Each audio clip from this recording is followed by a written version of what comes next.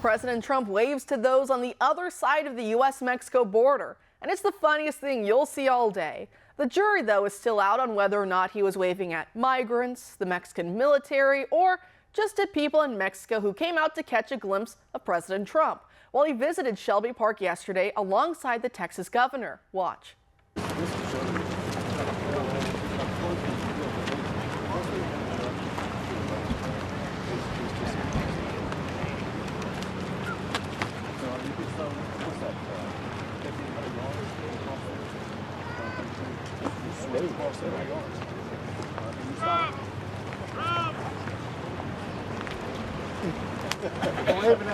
They like Trump. And I love how he's basically just gloating at this point, waving and smiling smugly while quietly preparing to fix the border crisis once he's back in office. That's diplomacy right there, actually, if you think about it. Charming the other side while making sure you get the better end of that deal. If those really were migrants preparing to cross over, then I think Trump is literally the only politician in history who is able to make people like him without giving them free stuff. And in fact, by actively trying to deny them the free stuff they're risking life and limb for. But hey, people respect strength and perseverance against all odds. So since Governor Greg Abbott has done such a great job at taking over border control duties from the feds and therefore actually solving much of the crisis in the sections where he has exerted such authority, illegals are now just going to other states like Arizona and California, since those states do not have strong leadership. There's still a lot of speculation over whether or not Biden will eventually be replaced on the presidential ticket by Governor Gavin Newsom of California. I think Newsom seriously considered it at one point, but I don't think he'll ultimately try this time around. I think he was just testing the waters for 2028. However, that could be derailed by yet another big push to recall Newsom, as our first guest tonight writes about in this new piece for American Greatness. Joining us now to discuss is the author, Edward Ring, a senior fellow at the California Policy Center. And thanks for being here tonight. Yeah, it's great to be back. Thank you, Karen. Great. So you write about how the same team that forced Newsom into a gubernatorial recall election back in 2021 has just launched another petition this week against him. Explain for us the situation. Well, they are back. They announced on Monday of this week.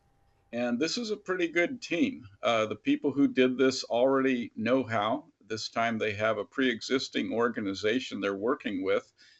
And even though California, the legislature, through the so-called reforms, have made it almost impossible for a grassroots organization to get a ballot initiative qualified with enough signatures, the recall process is still fairly straightforward because it's a one-page petition. It can be sent in the mail along with a fundraising appeal, and these can be self-supporting efforts.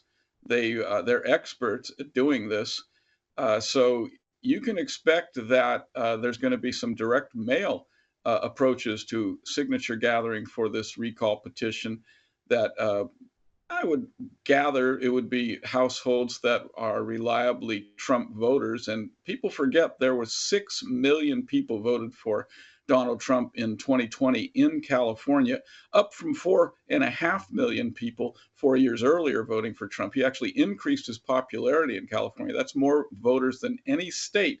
This initiative only has to find 10% of those voters in order to have a recall on the ballot in November. And, you know, that's going to divert an awful lot of money. Newsom's going to need that money to defend himself against this recall. Last time, in 2021, he spent $86 million to defend himself against the recall. That's money that's not going to go out into the rest of the United States to buy congressional seats in battleground districts. The average battleground district for a congressional race is $5 million. So, you know, $80 million, you're talking about fully funding 16 congressional races in battleground districts around the country.